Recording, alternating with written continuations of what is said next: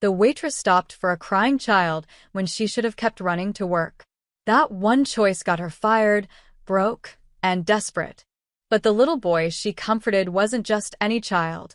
He was a mafia boss's son. And now she's the only person he trusts. The salt air hit Lena's face as she sprinted down the cobblestone path toward the harbor. She was already 20 minutes late, and Marco, her boss at the Harborview Cafe, had made it crystal clear last week that one more tardy arrival would be her last. The bus had broken down 3 blocks away, leaving her no choice but to run the rest of the distance in her worn sneakers, her apron clutched in one hand and her phone in the other. "Please, please, please," she muttered, dodging a group of tourists snapping photos of the fishing boats. The morning sun glinted off the water, turning the harbor into a postcard scene that she had no time to appreciate. Her shift started at 7, and it was already 7:20. Then she heard it. A sound that cut through the morning bustle like a knife, a child's sob, raw and desperate. Lena slowed, her head turning toward the noise. There, near the edge of the harbor where the safety railing met the concrete walkway, sat a little boy. He couldn't have been more than 5 years old, curled into himself with his knees pulled to his chest. His dark hair was messy, his face streaked with tears, and his small body shook with each gasping breath. Lena's heart lurched. She glanced at her phone, 7:22, then back at the child. The cafe was just 2 more blocks away. She could see its blue awning from here. The boy let out another wail, and the decision made itself. "Damn it," she whispered, shoving her phone into her pocket and jogging toward him. As she got closer, she noticed he was wearing expensive clothes, a navy polo shirt with a small embroidered logo she didn't recognize, and pristine white sneakers that probably cost more than her rent.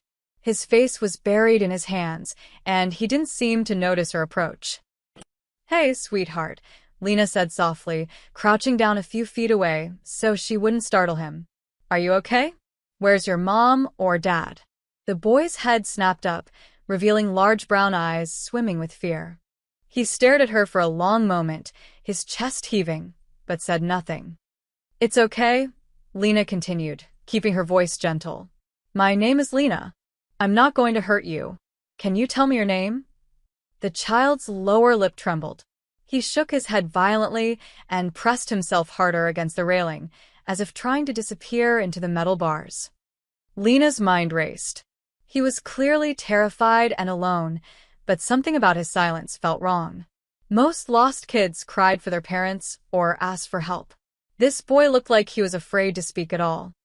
"Okay, you don't have to tell me anything," she said, sitting down cross-legged on the cold concrete to make herself less threatening. "But I can't leave you here alone. It's not safe by the water. How about we sit together for a minute, and then we'll figure out how to find your family?" The boy watched her with those wide, haunted eyes. After what felt like an eternity, he gave the tiniest nod. Lena's phone buzzed in her pocket.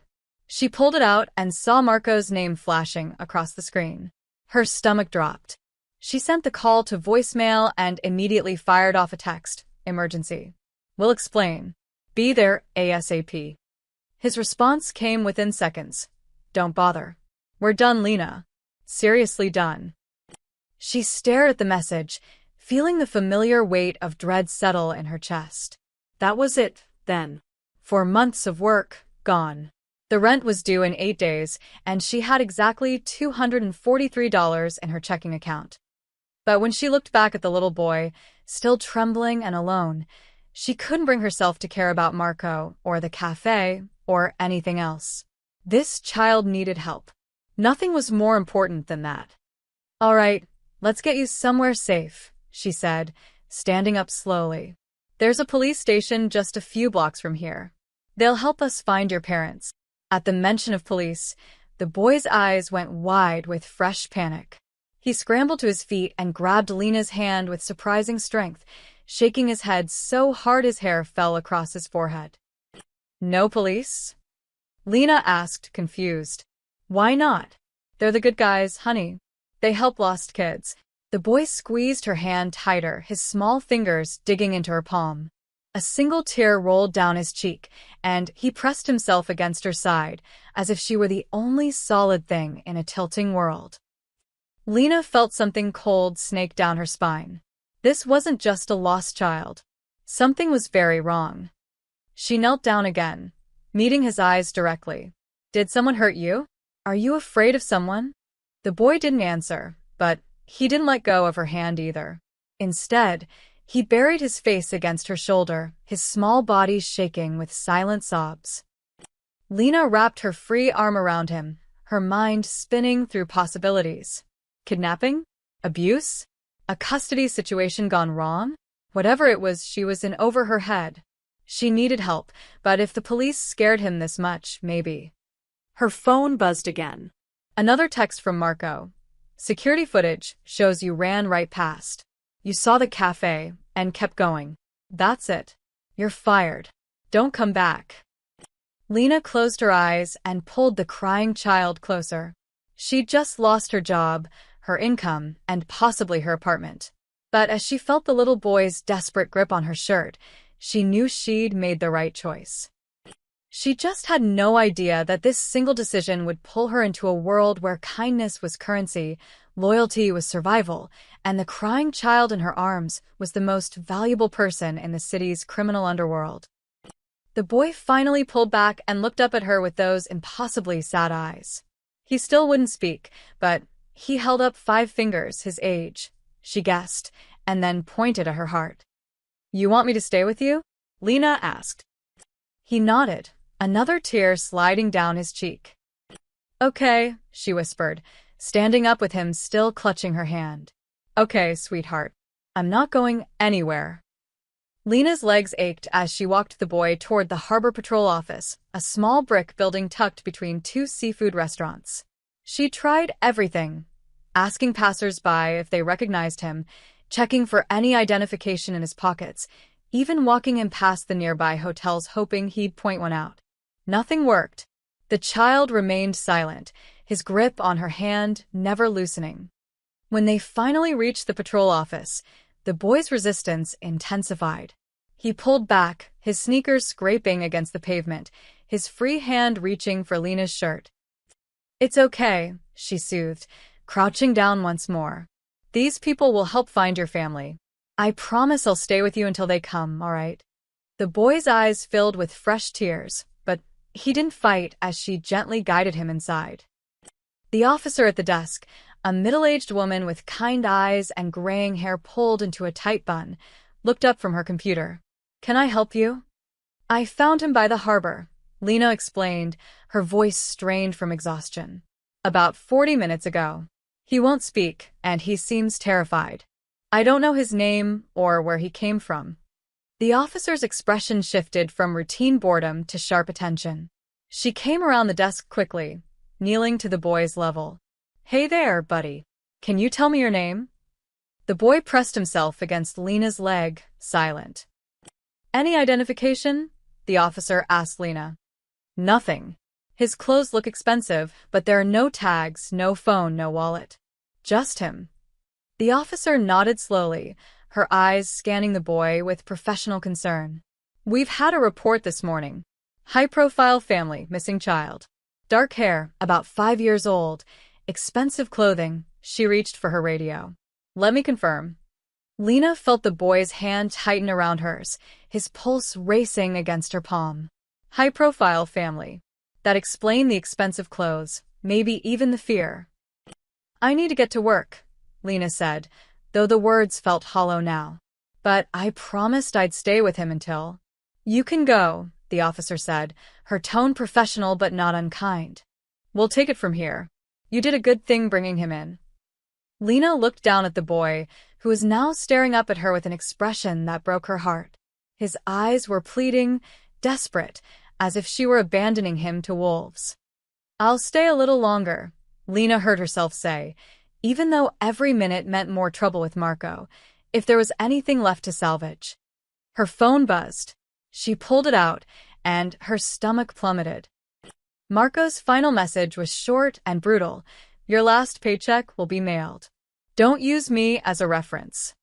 Lena stared at the screen, the words blurring slightly. For months of split shifts, rude customers, and burning her hands on hot plates, all gone. The cafe had been her third job in 6 months, and she'd barely managed to keep her studio apartment through the lean weeks. Now, with rent due and no income, she was staring down eviction. "Ma'am," the officer said, "we've got confirmation. The family is sending someone to pick 'em up. Should be here within the hour. You're free to go." The boy suddenly lunged forward, wrapping both arms around Lena's waist.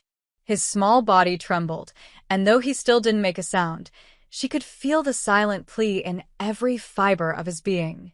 "Don't leave me." "Hey, it's okay," Lena whispered, stroking his hair. "Your family's coming.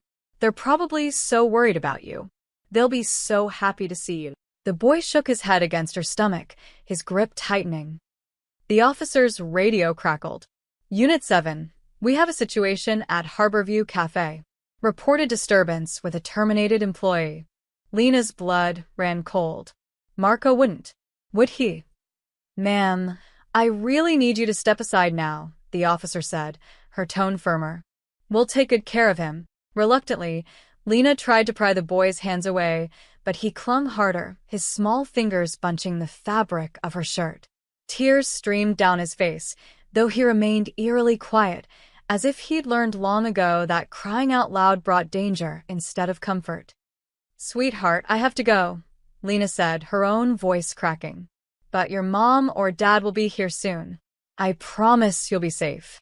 The officer gently but firmly separated them.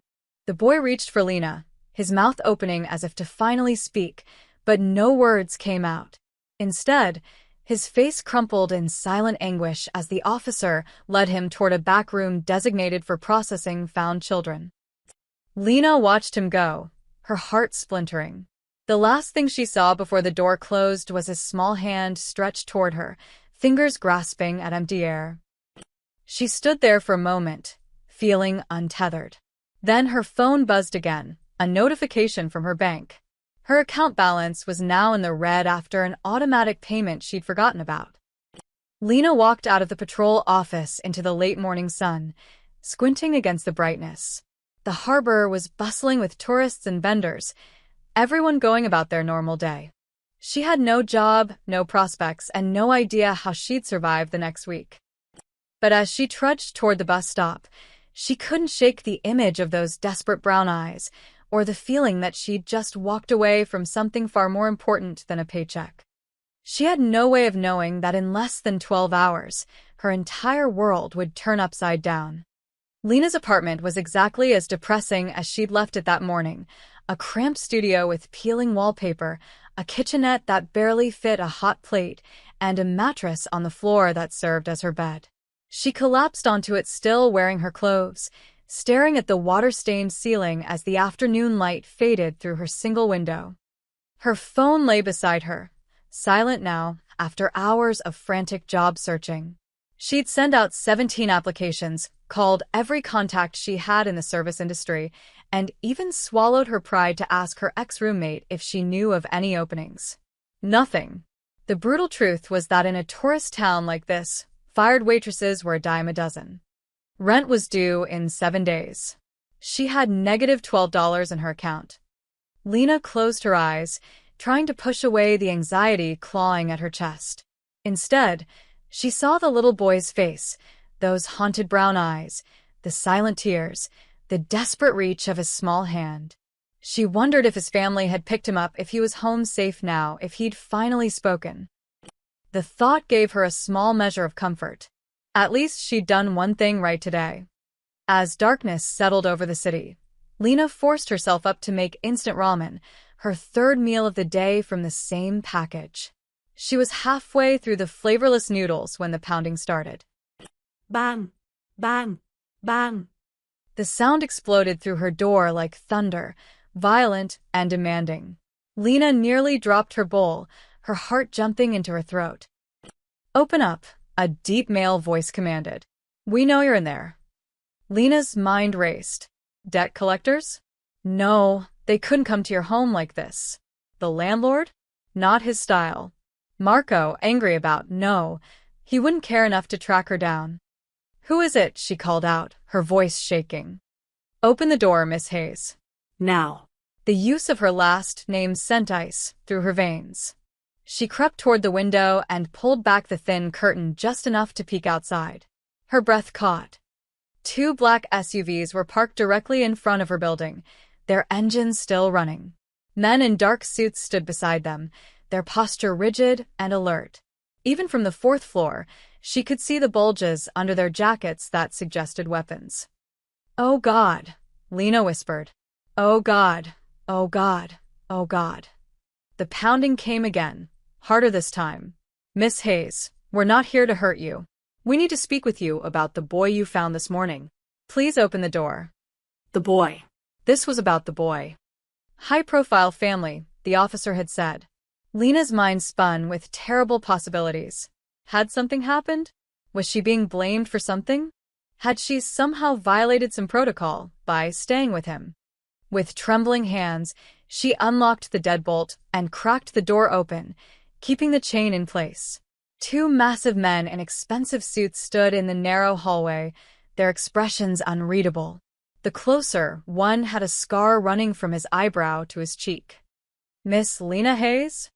Scarface asked, his tone surprisingly professional. Yjes. "What is this about?" "I took him to the authorities. I did everything right. We know. That's why we're here." He glanced at his partner, then back at Lena. "Mr. DeLuca would like to speak with you. We have a car waiting." DeLuca? The name meant nothing to her. "Look, I don't know who that is, but I'm not going anywhere with." A small figure suddenly pushed between the 2 men, his dark hair messy and his brown eyes lighting up with recognition. It was the boy. You. Lena gasped, unlatching the chain and pulling the door open wider. "You're okay. Did you find your family?" The boy nodded enthusiastically, a genuine smile breaking across his face for the first time. He rushed forward and wrapped his arms around Lena's waist, hugging her tightly. "He hasn't stopped asking about you," Scarface said, his expression softening slightly. "Hasn't stopped asking for you, actually. First words he's spoken in 2 days were your name." "Well, Lena, but close enough." Lena looked down at the boy, stunned. "You can talk." The boy nodded against her stomach, then pulled back to look up at her. "You stayed," he said quietly, his voice small but clear. "You stayed with me when you didn't have to." Tears pricked Lena's eyes. "Of course I did, sweetheart. His father wants to thank you personally," the other man said. "We're not asking, Miss Hayes, but Mr. DeLuca is not a patient man, and Nico here insisted we bring you tonight." Nico. Finally, she knew his name. This is all very sudden," Lena said, her mind still reeling. "Can't he just call me? Or—" "The car is more appropriate for this conversation," Scarface interrupted. "Trust me." Something in his tone made Lena's survival instincts flare. These weren't normal concerned parents. The suits, the SUVs, the armed men, the way they spoke. This was something else entirely. "What if I say no?" she asked carefully. The 2 men exchanged glances. Nico squeezed her hand. "Then we politely insist," Scarface said. "But for what it's worth, you're not in trouble. Mr. DeLuca genuinely wants to thank you. You saved his son's life today, Miss Hayes. That means something." Lena looked down at Nico, who gazed back at her with those trusting eyes. Against every rational thought screaming in her head, she found herself nodding. "Okay," she whispered. "Let me grab my jacket." As she followed them down the stairs, Nico's small hand secure in hers, Lena couldn't shake the feeling that she was walking towards something irreversible. The black SUV's door opened like a mouth, and she stepped inside. The SUV glided through the city streets in silence, tinted windows blocking out the world. Lena sat in the back seat with Nico pressed against her side, while the 2 suited men occupied the front. No one spoke. The only sound was the soft hum of the engine and the occasional crackle of a radio transmission in Italian. Italian. That registered somewhere in Lena's anxious mind. DeLuca. Italian surname. The expensive clothes, the armed guards, the black SUVs. Pieces of a puzzle she wasn't sure she wanted to solve. After 20 minutes, They left the city behind, climbing a winding coastal road that hugged the cliffs. The ocean stretched out endlessly to the right, moonlight dancing on dark waves.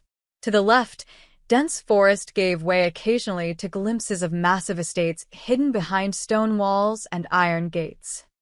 The SUV finally turned onto a private road marked only by a small, tasteful sign. Private property. No trespassing. They passed through a gate that opened automatically, its wrought iron posts topped with security cameras that tracked their progress. Lena's mouth went dry. The mansion that emerged from the darkness looked like something from a movie, 3 stories of pale stone and arched windows, lit by strategic spotlights that made it glow against the night sky. A circular driveway surrounded a fountain, and manicured gardens stretched out on either side. More men in suits stood at strategic positions, watching as the SUV pulled up to the main entrance. "Welcome to Casa de Luca," Scarface said, opening Lena's door. Nico hopped out excitedly and tugged on her hand. "Come on. Papa's waiting." Papa. Father. This was Nico's home. Lena stepped out on shaking legs, her worn sneakers and clearance rack jeans suddenly feeling like a costume at a black tie event. A woman in an elegant black dress appeared at the entrance, speaking rapid Italian to one of the guards before her eyes landed on Nico. "Nico," she cried, rushing down the steps. Grazie a Dio. But Nico ducked behind Lena, peeking out shyly. The woman stopped, confusion and hurt flashing across her face. "He's been like this since the incident," Scarface murmured to Lena. "Won't let anyone touch him except immediate family. And now you, apparently." The woman, a housekeeper or perhaps a nanny, composed herself and gestured toward the entrance. "Mr. DeLuca is in his study. Please follow me." The interior was even more impressive than the exterior. Marble floors, crystal chandeliers, artwork that looked museum quality. Lena tried not to gawk as they walked through a grand foyer and down a hallway lined with what she assumed were family portraits. They stopped at a pair of heavy wooden doors. The woman knocked twice, then opened them. "Sir, they're here." "Send them in." The voice was deep, controlled, and carried an authority that made Lena's spine straighten involuntarily. The study was massive, floor-to-ceiling bookshelves, a fireplace large enough to stand in, and a desk made of dark wood that looked like it weighed more than Lena's entire apartment. Behind that desk sat a man who immediately commanded every bit of attention in the room. Matteo DeLuca was probably in his late 30s, with dark hair graying slightly at the temples, sharp cheekbones, and eyes that seemed to assess and catalog everything in an instant. He wore a crisp white shirt with the sleeves rolled up, revealing forearms marked with what looked like old scars. A glass of amber liquid sat at his elbow, untouched. When he saw Nico, his entire demeanor shifted. The intensity softened into something that looked almost like relief. "Nico," he said, standing. "Come here, son." But Nico remained half-hidden behind Lena, his small hand gripping her shirt. Matteo's jaw tightened almost imperceptibly. He walked around the desk with measured steps, then crouched down to Nico's level a few feet away. "It's all right. You're safe now. You're home." Nico nodded, but didn't move toward his father. Something painful flickered across Matteo's face before he masked it and stood, turning his full attention to Lena. She felt the weight of that gaze like a physical thing, assessing, calculating, deciding. "Miss Hayes," he said. Lena. "May I call you Lena?" "Sure," she managed, her voice barely above a whisper. "My men tell me you found Nico at the harbor this morning, that you stayed with him even after it made you late for work, that you lost your job because of it." He paused. "Is this accurate?" Yes. "But I didn't do it expecting anything." He was scared and alone. Anyone would have. "No," Matteo interrupted, his tone firm. "Not anyone. Most people would have called the police and left. You stayed. You held his hand. You tried to comfort him when he was terrified." He glanced at Nico. "My son hasn't spoken in 2 days. Not until he asked for you." Lena didn't know what to say to that. Mateo walked to a side table and poured himself a fresh drink. Do you know who I am, Lena? Mr. DeLuca, she said carefully. Nico's father. A slight smile touched his lips, though it didn't reach his eyes. A diplomatic answer. Let me be direct then. My family has business interests throughout the city, legitimate and otherwise. We have enemies who would love nothing more than to hurt me through my son. He took a sip of his drink. 3 days ago, someone lured Nico away from his bodyguards during a family event. We've been searching for him ever since. The fact that you found him before our enemies did likely saved his life. The room seemed to tilt slightly. Mafia. The word hung unspoken in the air, but it was there in every detail. The armed guards, the fortress-like mansion, the careful way Mateo chose his words. I see, Lena whispered. I doubt that, Mateo said, not unkindly. But you will, he set down his glass. I owe you a debt, Lena Hayes. Name your price. Lena stared at Mateo, her mind struggling to process what he was asking. My price? I don't want anything.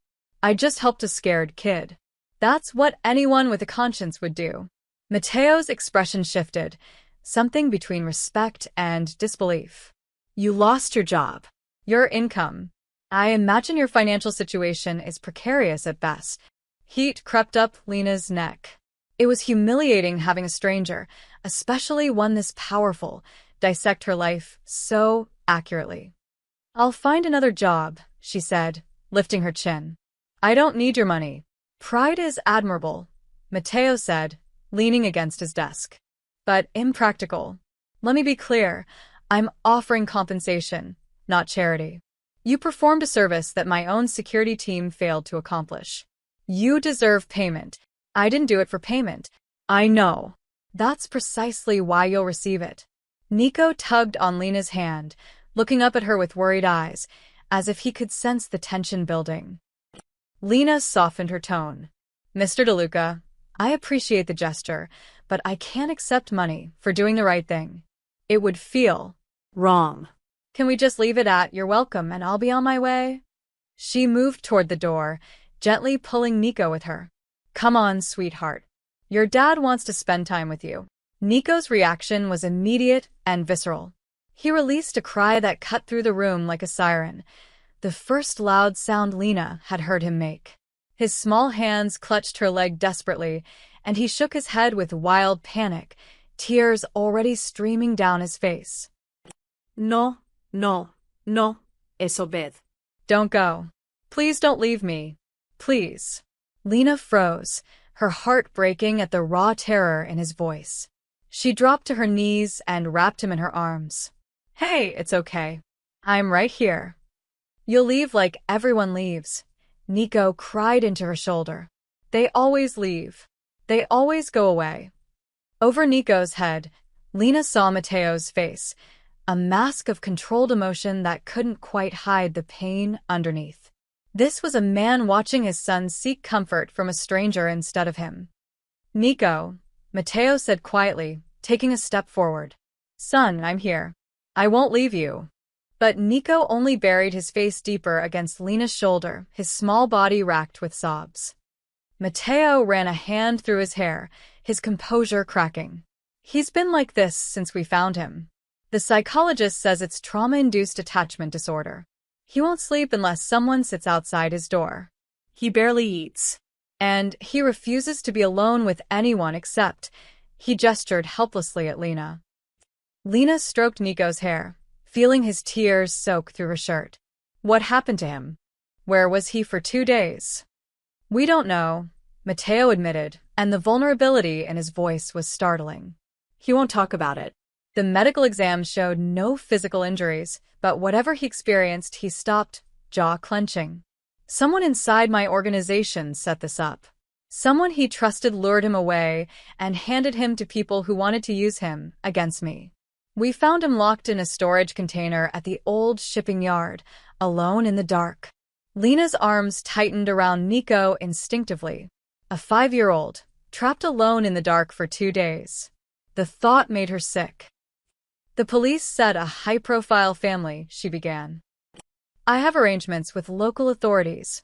Mateo cut her off. They contact me first in situations involving my family. It's safer that way, he paused. Safer for everyone. The implication was clear. This world operated by different rules. Nico's sobs had quieted to hiccuping breaths. He pulled back to look at Lena with red-rimmed eyes. You won't go? Lena glanced at Mateo helplessly. Sweetheart, I have to go home eventually. But your papa is here, and he loves you very much.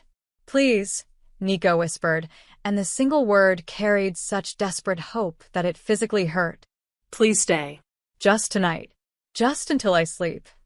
Lena looked at Mateo again, seeking guidance. The Mafia boss stood utterly still, and she realized he was waiting for her decision. This powerful man who commanded respect and fear throughout the city was giving her the choice. One night, she heard herself say, "Just until you fall asleep, okay?" Nico nodded frantically, relief flooding his features. Mateo exhaled slowly. Marco will show you to the guest wing. Nico's room is adjacent. The connecting door can remain open. He turned to the window, his back rigid. Thank you. 2 hours later, Lena sat in a guest bedroom that was larger than her entire apartment, decorated in soft creams and golds. Through the open connecting door, she could see Nico's room, a child's paradise of toys, books, and a bed shaped like a race car. Nico himself had finally fallen asleep after she'd read him 3 stories, his small hand still reaching toward the doorway as if to make sure she hadn't vanished. A soft knock made her turn. Mateo stood in her doorway, still wearing the same white shirt, though he looked more exhausted now. He's asleep, Lena whispered. I know. I was watching. Mateo stepped inside, but kept his distance. I need to propose something, and I need you to hear me out before you refuse. Lena's stomach tightened. Okay. My son trusts you. In his current state, that trust is invaluable. The psychologist says forcing separation could traumatize him further. Mateo met her eyes directly. I'm asking you to stay. Not just tonight. Stay as Nico's caretaker until he stabilizes. I'll pay you triple what you made at the cafe, cover all expenses, and provide full security. You want me to live here? Lena asked, incredulous. Temporarily. A few weeks, perhaps a month. Just until Nico feels safe again. I can't just. Your rent is due in 7 days. You have no job and no prospects. His tone wasn't cruel, just factual. I'm offering you stability in exchange for helping my son heal. It's business. But looking at his face, Lena knew it was anything but business. This was a father desperate to save his child. Lena barely slept that night. The guest bed was more comfortable than anything she'd ever experienced, but her mind wouldn't stop racing. Every time she closed her eyes, she saw Nico's desperate face, heard Mateo's controlled desperation, felt the weight of a decision that seemed to grow heavier by the hour. A mafia boss. She was considering working for a mafia boss. When dawn light filtered through the silk curtains, she found Nico standing in the connecting doorway, clutching a stuffed rabbit. His hair stuck up in different directions, and his eyes were puffy from yesterday's tears. You stayed, he whispered, as if he couldn't quite believe it. I said I would, Lena replied, sitting up. Come here. Nico rushed over and climbed onto the bed, curling up next to her. Will you stay today too? The question pierced her heart. I need to talk to your papa about that. He'll give you anything, Nico said matter-of-factly. Papa always gets what he wants. There was something sad in how casually he said it, as if he'd already learned that power and money solved everything, except the things that actually mattered. An hour later, showered and wearing the same clothes from yesterday, Lena found Mateo in a dining room that could seat 20 people. He sat alone at one end of a massive table, reading something on a tablet while drinking espresso. He'd changed into a navy suit that probably cost more than her monthly rent. Good morning, he said, standing. Please sit. Breakfast. Just coffee. Thanks. Lena took a seat, feeling acutely aware of her wrinkled shirt and bargain jeans. A woman appeared immediately with coffee and pastries that smelled like they'd been baked minutes ago. Mateo waited until she left before speaking. Have you considered my offer? Lena wrapped her hands around a coffee cup, buying time. I have questions. Of course. What exactly would my job be? Spend time with Nico. Help him feel safe. The psychologist will continue her sessions, but she says the most important thing right now is stability and trust. You provide that. Mateo set down his cup. You'd live here, in the guest wing. Full room and board. A driver would take you anywhere you need to go. A driver or a guard? His lips twitched. Both. For your safety as much as ours. Anyone who knows you're helping my son could try to use you as leverage. The reality of that sank in like ice water. I'd be a target. You already are, Mateo said bluntly. The moment you brought Nico to the harbor patrol, you entered this world. The only question is whether you'll be an unprotected civilian or someone under my family's protection. Lena's hands trembled slightly. That's not fair. No, he agreed. It's not. But it's the truth. He leaned forward. Lena, I need to be completely honest with you. The threat to my son is ongoing. We haven't identified who orchestrated his kidnapping. Until we do, everyone close to him is at risk. If you walk away now, I'll have someone watch your apartment, make sure you're safe. But if you stay, you'll have the full weight of my organization protecting you. Why me? Lena asked, frustration bleeding into her voice. You must have people, nannies, caretakers, professionals who know how to deal with traumatized children. We tried. He screamed himself hoarse when the child psychologist attempted to separate him from thoughts of you. He asked for you 18 times yesterday. Mateo's expression hardened. My son is the most important person in my world, Miss Hayes.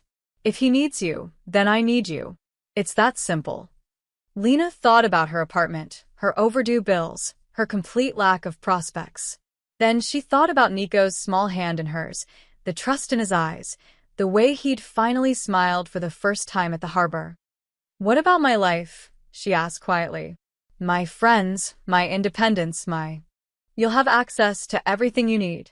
Phone, internet, the ability to leave the estate with security. This isn't prison, Lena. It's protective custody. He paused. And frankly, from what my people found, you don't have much tying you down. No family in the city, no significant other, few close friends. I'm not trying to be cruel. I'm pointing out that this arrangement disrupts less than you think. It stung because it was true.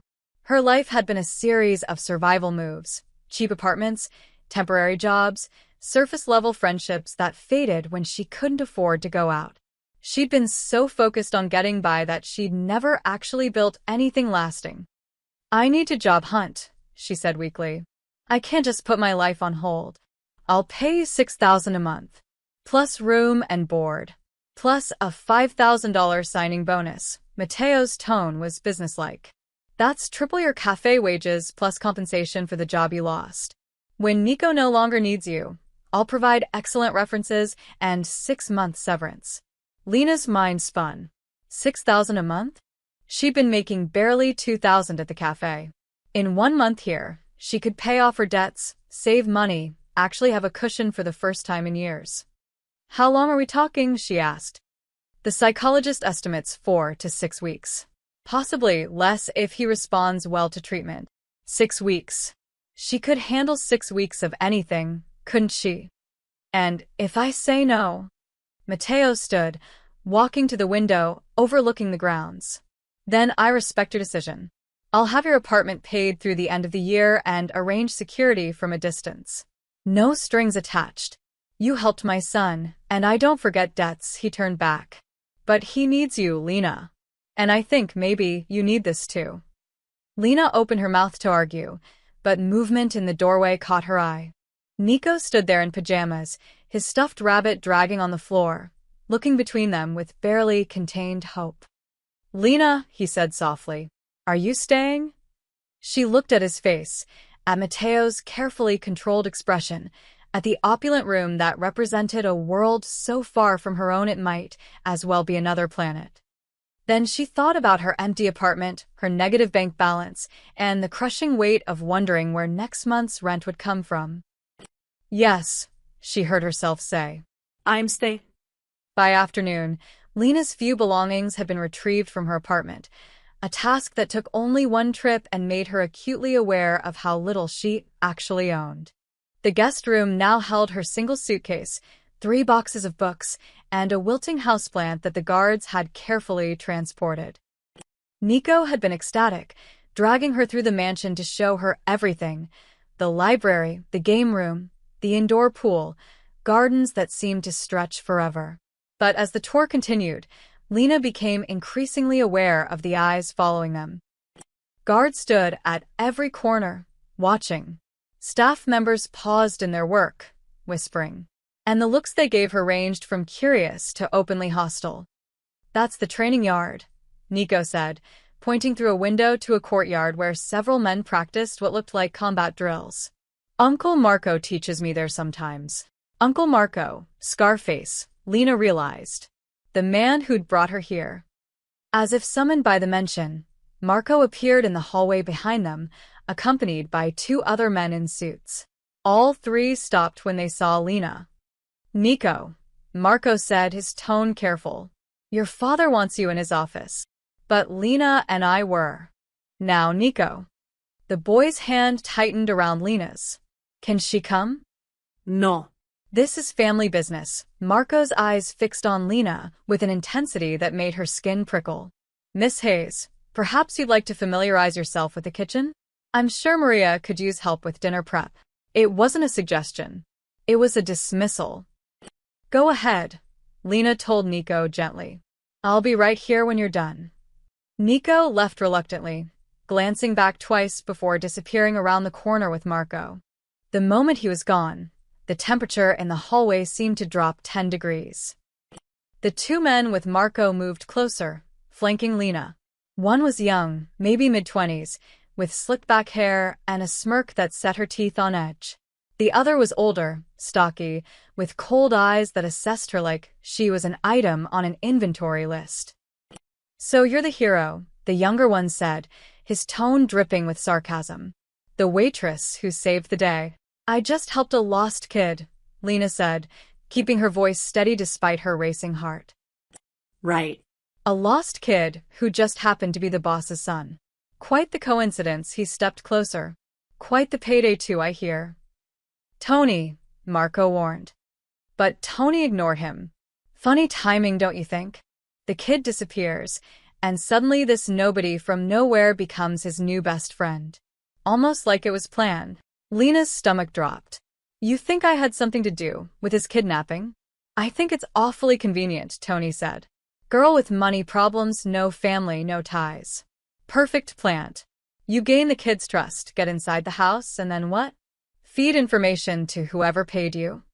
"That's insane," Lena snapped, anger overriding fear. "I found him crying at the harbor.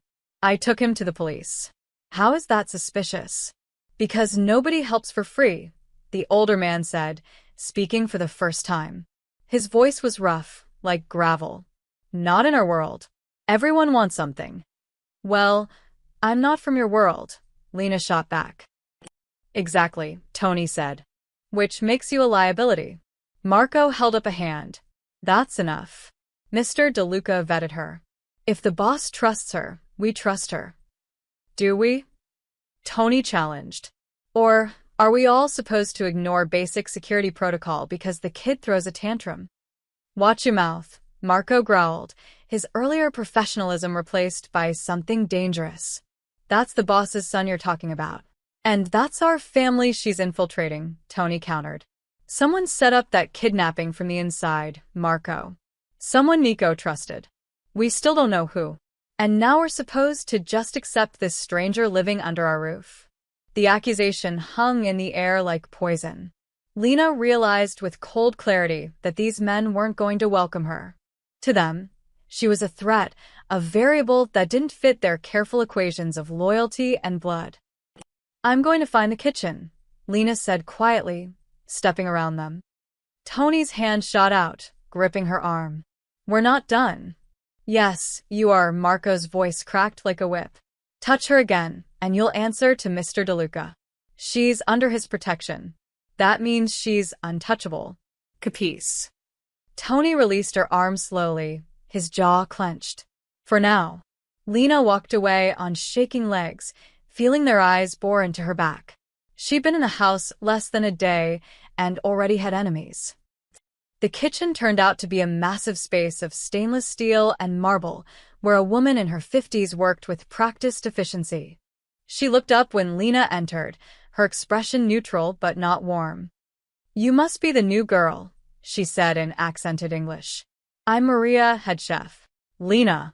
Marco suggested I come see if you needed help. Maria's eyes narrowed slightly. Did he now? She wiped her hands on her apron. "Can you cook?" "Basic stuff. Nothing fancy." Maria turned back to the vegetables she was chopping, her knife moving with intimidating precision. "The boss's son, he likes you." "I guess so." "And the boss, he pays you to be nice to his son." Lena bristled at the implication. "I'm nice to him because he's a scared kid who needs someone." "Is that right?" Maria set down her knife and faced Lena fully. "Let me tell you something, girl. This family, we've been with them for generations. We're loyal. We protect our own. You?" She gestured dismissively. "You're an outsider." O temporary fix. "Don't get comfortable." "I don't want to get comfortable," Lena said honestly. "I just want to help Nico." "Everyone wants something," Maria echoed the older guard's words. "In this house, trust is earned in blood and years. You have neither." Before Lena could respond, shouting erupted from somewhere in the house. Nico's voice, high and panicked, screaming her name. Lena bolted from the kitchen, following the sound. She found Nico in the main foyer, tears streaming down his face, fighting against Marco's hold as he tried to calm him. "Lena." Nico sobbed. "They said you left. They said you went away." "I'm right here," Lena said, rushing forward. Marco released him, and Nico crashed into her arms. "I'm right here, sweetheart. I didn't go anywhere." Over Nico's head, she saw Matteo descending the stairs, his face a thundercloud. His eyes swept the scene, his hysterical son, Lena holding him, and the assembled staff and guards watching with varying expressions of concern, suspicion, and resentment. "Everyone out," Matteo said quietly. The room emptied in seconds. When only the three of them remained, Matteo knelt beside his son. "Nico, who told you Lena left?" But Nico just buried his face in Lena's shoulder, his small body shaking. Matteo's jaw clenched, and Lena saw something dangerous flash in his eyes. Someone had deliberately tried to upset his son. And suddenly, she understood. The threat wasn't just outside these walls. It was already inside. The next morning, Matteo called Lena to his office before sunrise. She left Nico sleeping, Marco stationed outside his door, and found the Mafia boss standing by the window, watching dawn break over the ocean. "Close the door," he said without turning. Lena did, her stomach nodding. "Is everything okay?" "No." Matteo turned to face her, and she saw the exhaustion etched into his features. "Someone in this house told my son you'd left.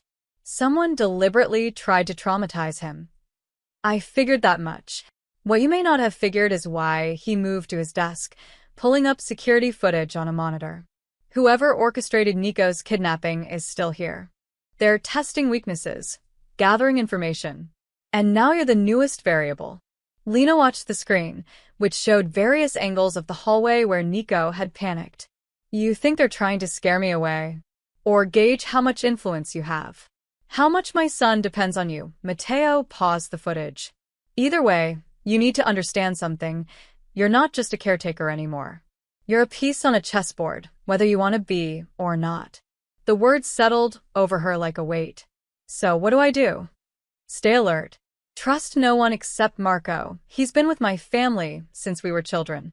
Everyone else is a potential threat until I identify the traitor." He pulled out a small device, no bigger than a key fob. "Keep this with you.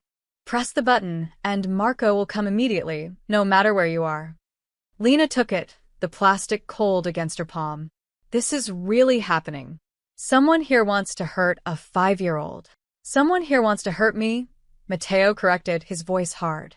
Nico is just the weapon they chose. In this world, family is both your greatest strength and your most vulnerable point. A soft knock interrupted them. Marco entered, his expression grim. We have the information you requested. You're not going to like it. Matteo nodded, then turned to Lena. Today, you and Nico will go into the city. Light errands, lunch at the harbor, somewhere he feels safe. Marco will accompany you with a full security detail. You want us to leave? After what you just said about threats. I want the traitor to make a move, Matteo said coldly. And they're more likely to do it when you're outside these walls. Don't worry, you'll be protected. You're using us as bait, Lena said, anger flaring. I'm drawing out an enemy before they strike on their terms. Matteo met her eyes. I won't let anything happen to my son, Lena. Or to you. But I need to end this, and waiting for the next attack isn't an option. 2 hours later, Lena sat in the back of an SUV with Nico, who chattered excitedly about their outing. Marco drove while another guard occupied the passenger seat, and a second SUV followed close behind. They looked like a presidential motorcade. Can we get ice cream? Nico asked, his earlier trauma seemingly forgotten in the excitement of leaving the estate. Sure, sweetheart, Lena said, though her attention was on the streets sliding past. Every car, every pedestrian, every shadow felt like a potential threat. They parked near the harbor, and the memories of finding Nico here just 3 days ago felt surreal. Had it really been less than a week? Her entire life had transformed in that short span. Marco stayed close as they walked, his hand resting casually near his jacket where Lena knew a gun was holstered. The other guards fanned out, trying to look inconspicuous, but fooling no one. Nico pulled her toward a gelato shop, and for a few minutes, the normalcy of choosing flavors and watching him get chocolate on his nose made Lena almost forget the danger. Almost. Then Marco's phone buzzed. He glanced at it, and his entire body tensed. We need to move, he said quietly. Now. What's wrong? Lena asked, instinctively pulling Nico closer. Black sedan, 2 blocks back. Same one that's been trailing us since we left. Marco spoke into his wrist mic, eyes on the target vehicle. Gray sedan, license plate Charlie 739er Delta. Prepare for possible intercept. Lena's heart hammered. Should we run? No. Stay calm. Act normal. Marco guided them back toward the SUV, his movements measured but purposeful. The moment we panic, they escalate. But Nico sensed the tension. His hand gripped Lena's tighter. Are the bad men back? No, honey, Lena lied, her voice surprisingly steady. We're just heading home a little early. They were 20 feet from the SUV when Lena heard it, the roar of an engine accelerating. She turned and saw the gray sedan racing toward them, mounting the curb. Time slowed. Marco shoved them toward the vehicle while guards moved to intercept. Nico screamed, and Lena's instincts took over. She remembered the route. Not the route they'd taken today, but the route she'd walked with Nico that first morning at the harbor. When she'd been trying to find his family, she'd covered these streets, memorizing landmarks, looking for anyone who might recognize him. The alley, she shouted to Marco, pointing. Behind the fish market, it connects to Market Street. There's a back exit. Marco didn't question her. He grabbed them both and ran, his team converging around them as the sedan screeched to a halt and doors opened. Lena heard shouting, maybe gunfire. She couldn't be sure over Nico's crying and her own thundering pulse. The alley was narrow, stinking of salt and old fish, but it was exactly where she remembered. They burst onto Market Street, where their backup SUV was already racing toward them. Marco practically threw them inside before jumping in after. Go, go, go, he barked. The SUV peeled away, tires squealing. Lena held Nico against her chest, his face buried in her shirt, his small body trembling violently. It's okay, she whispered, kissing the top of his head. We're safe. I've got you. Marco was on his phone, speaking rapid Italian. When he hung up, he looked at Lena with something like respect. How did you know that alley? I walked these streets the morning I found Nico. I was trying to find someone who recognized him. Lena's voice shook. I have a good memory for routes. Marco nodded slowly, then spoke into his wrist mic again. The sedan was registered to a shell company connected to the Castellano family. They're confirmed hostiles. Lena didn't know who the Castellanos were, but from Marco's expression, it wasn't good. When they arrived back at the estate, Matteo was waiting at the entrance, his face carved from stone. He pulled Nico into his arms, and for once, his son didn't resist. Did you get them? Matteo asked Marco. 2 of them. They're in the interrogation room. Matteo's smile was cold and terrible. Good. He looked at Lena over Nico's head. You saved him again. Your knowledge of the city may have just revealed who's working with our enemies. Lena didn't understand until later, when Marco explained. The alley route she'd chosen wasn't common knowledge.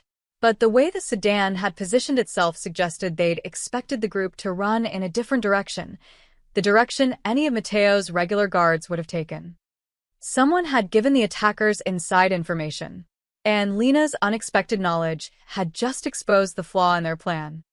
That night, after Nico finally fell into an exhausted sleep, Marco came to Lena's room. His expression was grave. Mr. DeLuca wants to see you. Now.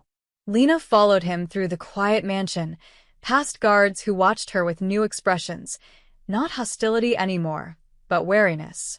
She'd proven herself today, but that didn't mean she was trusted. If anything, her quick thinking had made her even more of an anomaly. Matteo's office was filled with smoke from a cigar burning in an ashtray. He stood before a large monitor, reviewing what looked like security footage. Another man, older, with silver hair and glasses, stood beside him, gesturing at the screen. Lena, Matteo said without turning. Come here. I need you to look at something. She approached, and the older man stepped aside. The footage showed various angles of the estate's grounds from 3 days ago, the day Nico had been taken. This is Vincent, Matteo introduced. Head of my security. He's been analyzing the footage from Nico's disappearance. We missed something the first time, Vincent said, his voice clipped and professional. Watch. The footage showed Nico playing near the garden fountain, 2 guards visible in the background. Then a man approached, someone in a suit who looked like he belonged there. The man knelt down, spoke to Nico, and gestured towards something off-screen. Nico hesitated, then followed. We thought it was a stranger who'd breached security, Matteo said, his voice tight. But watch this. Vincent rewound the footage and zoomed in. The man's face was partially visible now, and Lena recognized him, one of the guards she'd seen around the estate. Not Tony or the older stocky one, but someone else. Someone whose name she didn't know. That's Paolo, Marco said from behind her. One of our perimeter guards. Been with the family for 3 years. Now watch what he does, Vincent said, playing the footage forward. The man, Paolo, made a gesture as he spoke to Nico. His hand moved in a specific way, fingers forming what looked like a small, OK sign against his chest before pointing toward the garden's east gate. That's a signal, Matteo said. Common among certain criminal organizations. Means safe passage or trust me. Lena's mind raced back to the incident at the harbor. I've seen that gesture before. Every head turned toward her. When? Matteo demanded. Yesterday. During Nico's tour of the house, Lena closed her eyes, trying to recall the exact moment. We were in the hallway near the training yard. Marco came to get Nico, and there were 2 other men with him, Tony and an older guy. Sal, Marco Seplaid. That would be Sal. Tony was accusing me of being a plant, saying I was suspicious. And then Lena opened her eyes. Sal made a gesture when he talked about trust. The same one. His hand, right against his chest, that same signal. The room went deadly silent. Sal's been with us for 12 years, Marco said, his voice hollow. He was at my sister's wedding. He held Nico when he was a baby. Which makes him the perfect inside man, Vincent said grimly. No one would suspect him. No one would question his movements or access. Matteo's face had gone pale, then flushed with rage. He turned away from them, his hands clenched into fists. When he spoke, his voice was barely controlled. Find him. Now. And find Paolo. I want them both in the basement within the hour. Marco pulled out his phone, already issuing orders in rapid Italian. Wait, Lena said, something nagging at her. If Sal is the traitor, why would he use that signal in front of me? He didn't know I'd seen it before. Because he's arrogant, Matteo said, turning back. Or because he thought you were too insignificant to matter. A temporary caretaker, an outsider. Why would you know gang signals? Why would you even pay attention? But Lena had paid attention. Growing up in 6 different foster homes across 4 states had taught her to read people, to notice the small details that signaled danger. It was a survival skill she'd never quite shaken. There's more, Vincent said, pulling up another set of footage. After you identified the alley route today, I checked our GPS logs. Sal's phone pinged near that exact location 2 hours before your outing. He was there, likely scouting the area, feeding information to the Castellanos about where you'd be. But how did he know we'd be there? Lena asked. The outing was decided this morning. Staff meeting, Marco said darkly. Matteo announced it at breakfast to the senior guards. Sal was there. Matteo walked to the window, staring out at the dark grounds. 12 years. He ate at my table. He protected my son. And all along, he was planning to use Nico against me. We don't know if it was always the plan, Vincent said carefully. The Castellanos could have turned him recently. Money, blackmail, threats, there are many ways to flip someone. I don't care about his reasons, Matteo said coldly. I care about justice. A phone rang. Marco answered, listened, and his expression darkened. Paolo's gone. His apartment is cleared out. Left sometime this afternoon. He ran after the failed kidnapping attempt, Vincent concluded, which confirms his involvement. And Sal? Matteo asked. Still on the grounds. In the East Barracks, Marco paused. Sir, he doesn't know we suspect him. We can take him quietly. Do it, Matteo ordered. And Marco? I want every person who's had contact with him in the last 3 months investigated. Phone records, bank statements, everything. If there are others, I want them found. As Marco left to execute the orders, Matteo turned to Lena. You should go check on Nico. This isn't something you need to witness. But Lena stood her ground. That man tried to hurt a child. He used Nico's trust against him, traumatized him, locked him in the dark. I deserve to know what happens to him. Something flickered in Matteo's eyes. Surprise, perhaps, or approval. What happens to traitors in my world isn't pretty, Lena. I don't need it to be pretty, she said quietly. I need it to be justice. Matteo studied her for a long moment. You're not what I expected. Neither is this life, Lena replied. But here we are.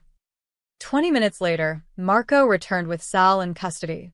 The older guard's face showed confusion first, then dawning horror as he was brought into Matteo's office and saw the security footage playing on loop. Boss, I can explain, he started. Don't, Matteo said, his voice like ice.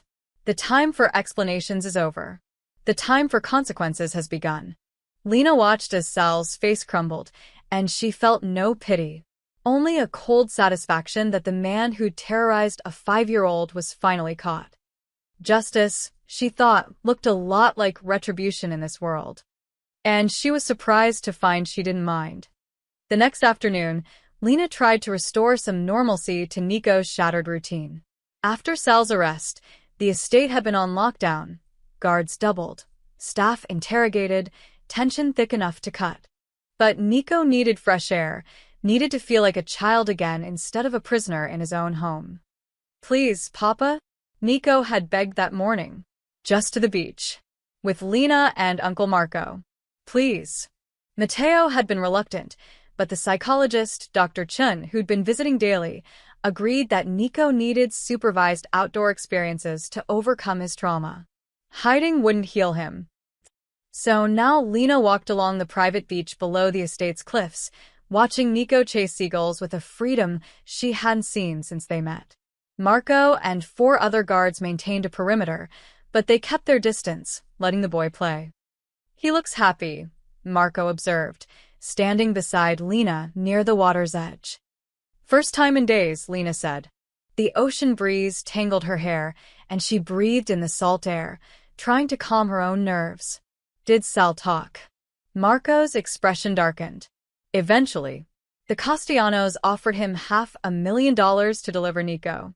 He was in debt, gambling problem. They promised to clear it and set him up somewhere new. Was he the only one? Inside the estate, yes. But Paolo was his partner on the outside. They planned it together during a security rotation 3 weeks ago. Marco kicked at the sand. Paolo's already fled the country. We're tracking him, but it'll take time. Lena watched Nico bend down to examine a shell, his small face scrunched in concentration. And the Castellanos? That's complicated. They're a rival family, been in a cold war with us for years. Kidnapping Nico was supposed to force Mr. DeLuca to cede territory in the harbor district. Marco's jaw clenched. They miscalculated. All they've done is guarantee their destruction. The casual way he said it, their destruction, sent a chill through Lena. This was the world she'd entered.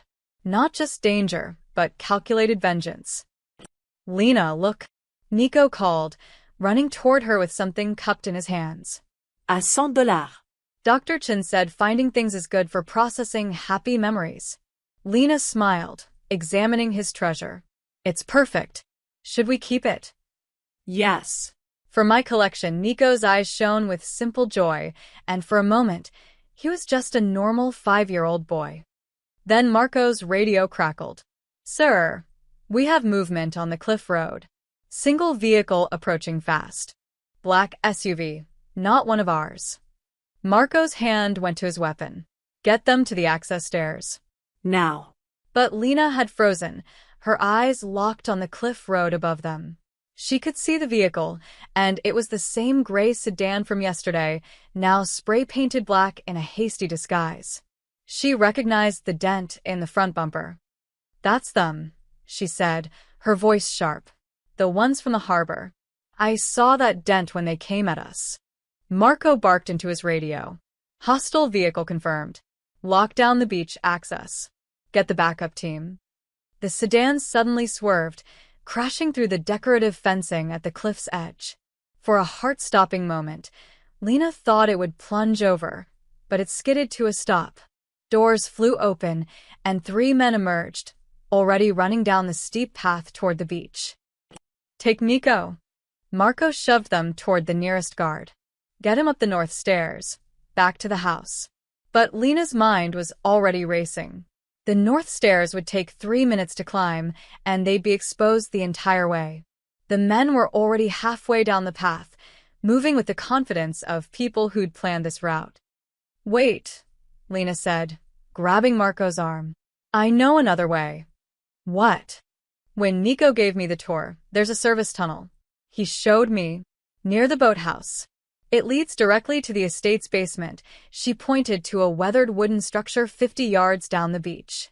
The servants used it decades ago, when this was a summer house. Marco stared at her. How do you remember that? I remember routes. I told you Lena picked up Nico, who'd started crying. Trust me. Marco made a split-second decision. Team Alpha, engage hostiles. Buy us time. Team Bravo with me. They ran. Lena's lungs burned as she carried Nico across the sand, his arms locked around her neck. Behind them, she heard shouting, then gunfire. Sharp cracks that made her flinch, but didn't slow her down. The boathouse door was locked.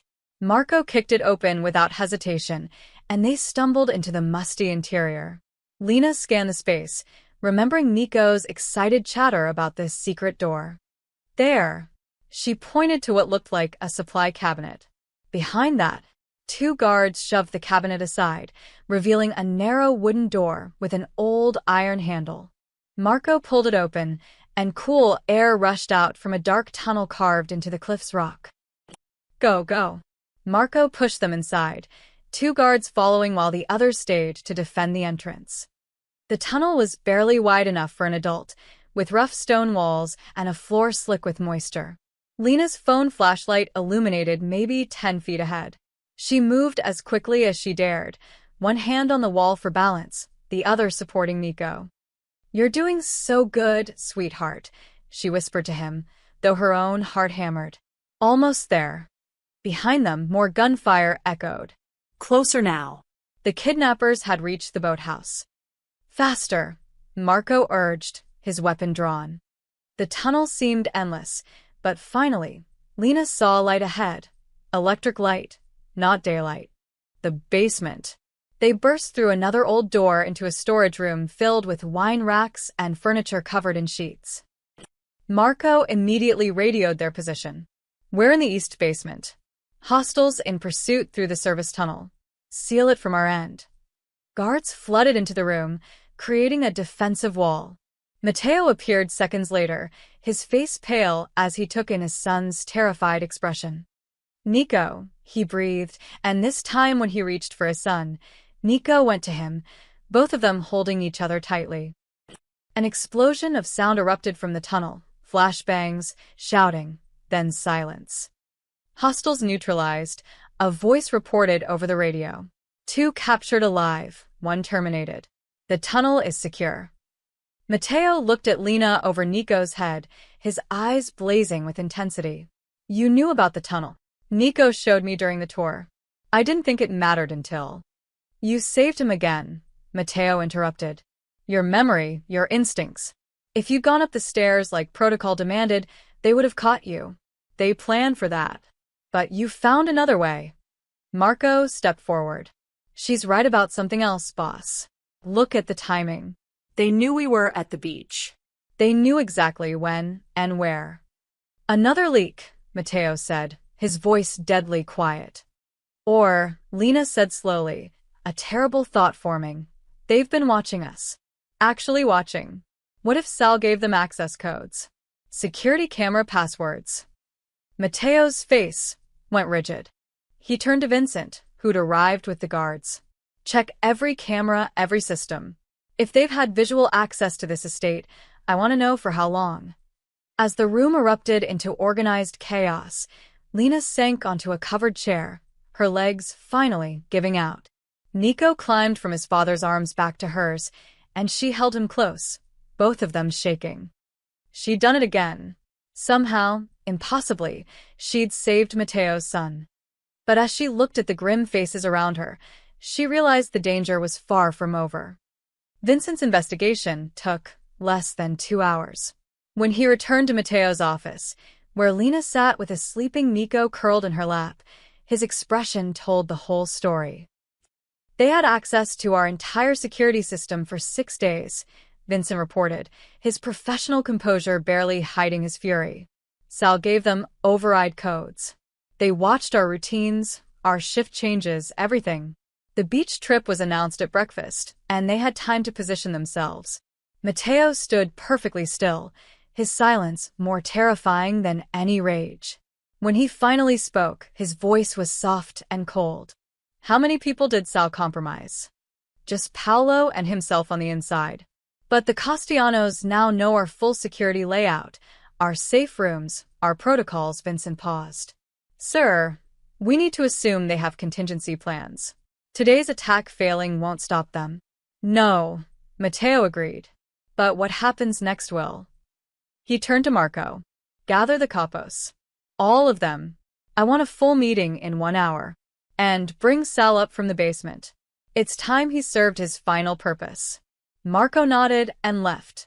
The room felt charged with violent potential. "Lena," Matteo said, his tone shifting slightly. "Take Nico to your room. Lock the door.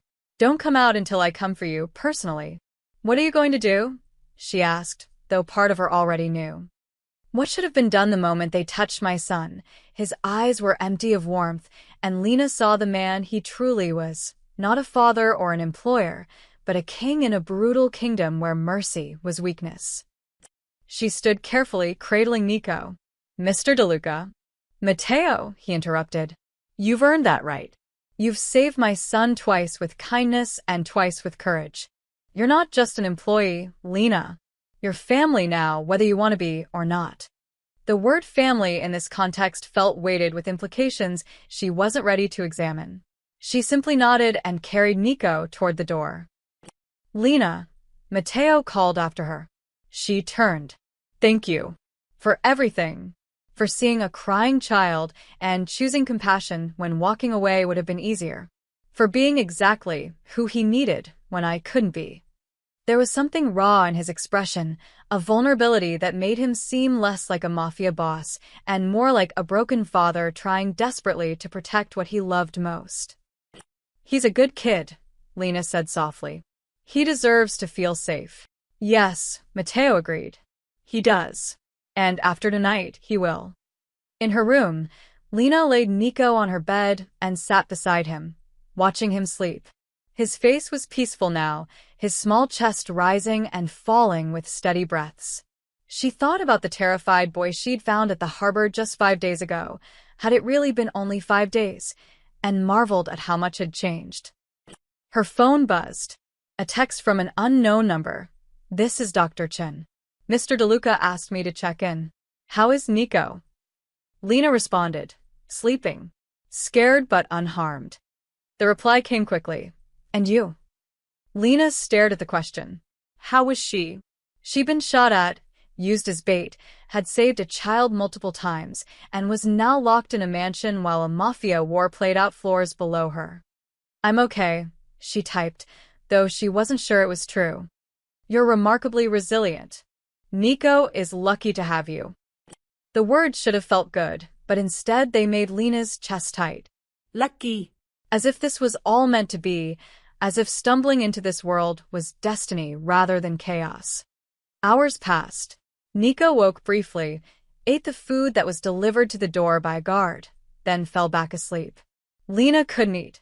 She paced, checked the locks, and tried not to imagine what was happening in the rest of the house. Finally, near midnight, a soft knock came. Lena, it's Matteo. She unlocked the door. Matteo stood there in a fresh suit, his hair damp as if he'd recently showered. He looked exhausted but satisfied. It's done, he said simply. The Castellanos have agreed to terms. Sal has been dealt with. Paolo will be found. And our security has been completely overhauled. No one will breach this house again. Lena didn't ask for details. She didn't want to know. Nico's safe now, she asked. As safe as I can make him in this world. Matteo stepped into the room, glancing at his sleeping son. Which brings me to what I need to discuss with you. Here it comes, Lena thought. The real offer. The permanent one. I want you to stay, Matteo said. Not temporarily. Permanently. As Nico's caretaker, his guardian when I can't be there. You'd have a salary of $10,000 a month, your own wing of the house, full protection, and autonomy over Nico's care and education. $10,000 a month. Financial security beyond anything she'd dreamed. A home, safety, purpose. Nico trusts you more than anyone except me, Matteo continued. He needs that stability. And selfishly, I need someone in his life who chose to help him without knowing who he was. Someone who sees him as a child first, not as my heir. Lena looked at Nico, then back at Matteo. And what happens when he's older? When he doesn't need me anymore? Then you'll have saved enough to start whatever life you want. I'll provide references, connections, anything you need. Matteo's expression softened. But I think you'll find that Nico will always need you. Children don't forget the people who saved them. It was everything she needed, everything she'd struggled for her entire adult life. And yet, this world, Lena said quietly, it's violent, dangerous. Today proved that. What if next time, I can't save him? What if my luck runs out? Luck. Matteo shook his head. What you've done wasn't luck, Lena. It was instinct, intelligence, and courage. Those don't run out. But the danger doesn't end, she pressed. There will always be another enemy, another threat. Is that really the life I want? The life he deserves? Matteo was quiet for a long moment. No, he finally admitted. It's not the life anyone deserves. But it's the life we have. Lena made her decision at dawn. She'd spent the entire night watching Nico sleep, thinking about the little boy at the harbor and the life she'd stumbled into. The money was tempting, more than tempting. It was transformative. But as she watched the sun rise over the ocean through her window, she realized something fundamental. She'd help Nico because it was right, not because it would lead somewhere. And staying in this world would change that. It would make every kind gesture a transaction, every moment of care a job requirement. Nico deserved better than that. And so did she. When Nico woke, she was already packed, her single suitcase by the door, her few belongings ready to go. "Where are you going?" he asked, his voice small and frightened. Lena sat on the bed and pulled him close. "Remember when we first met and you were scared at the harbor?" He nodded against her shoulder. "I helped you because you needed help. Not because I knew who you were, not because I wanted anything. Just because it was the right thing to do." She tilted his chin up so she could see his eyes. "And now, the right thing is to let you grow up with your papa, in your home, learning to be brave without me." "But I need you," Nico whispered, tears already forming. You needed me then. "But you're stronger now. You talk, you smile, you're not as scared anymore. That's because of you, Nico. You did that." Lena wiped his tears with her thumb. "And your papa loves you so much. He'll keep you safe. I promise." "Will I ever see you again?" "Of course. We'll visit. We'll have ice cream at the harbor. We'll be friends, just not every single day." She hugged him tightly. "But you'll always be my brave boy, who I found by the water. That never changes." The door opened. Matteo stood there, and from his expression, Lena knew he'd already guessed her decision. "Papa," Nico said, turning to his father with tears streaming down his face. "Lena's leaving." Matteo entered slowly and knelt beside the bed. "I know, son," he glanced at Lena. "She told me last night that she needed to think about it." "Can't you make her stay?" Nico asked desperately. "You can make anyone do anything." "No," Matteo said gently, with a sadness that showed his own understanding. "Not her. And not like this." He pulled Nico into his lap. "Lena helped you when you needed it most. But now we need to let her choose her own life. That's what caring about someone really means." Nico cried harder, and Lena's heart shattered. But she knew this was right. Matteo knew it too. She could see it in his eyes. An hour later, one of the SUVs was loaded with her belongings. Matteo had insisted on setting her up in a better apartment, already paid for a full year, in a safer neighborhood.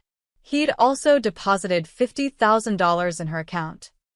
"I don't want your money," Lena had protested. "It's not a payment. It's a thank you," Matteo had said firmly. "And a promise that you'll never struggle the way you were struggling before. You gave my son back his childhood. That's worth more than any amount." She'd finally accepted, understanding it would insult him to refuse. Now, standing by the car with Nico clutching her hand, Lena felt the weight of goodbye settling over her.